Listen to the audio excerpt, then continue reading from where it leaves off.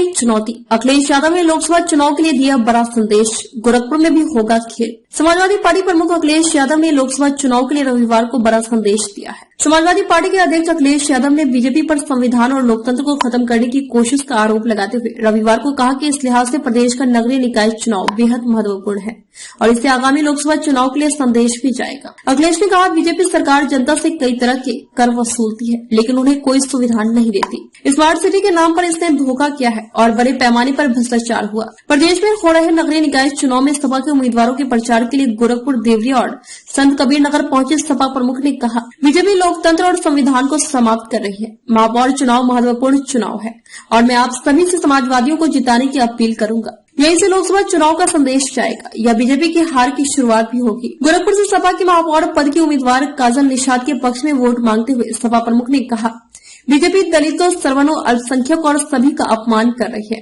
हम समाजवादी पार्टी लोग चाहते हैं कि जातिवार जनगणना कराई जाए ताकि सभी को उनकी आबादी के अनुपात में उनका अधिकार और सम्मान मिले, मगर जातिवार जनगणना के नाम पर बीजेपी घबरा जाती है। कानून व्यवस्था का क्या जिक्र। अखिलेश यादव ने राज्य में कानून व्यवस्था का जिक्र करते हुए कहा, जो लोग कानून व्यवस्था की बात करते हैं उन्हें बताना चाहिए कि यूपी में अस्थायी पुलिस महानिदेशक क्यों नहीं है। कार्यकारी पुलिस महानिदेशक सेवानिवृत्त हो गए हैं।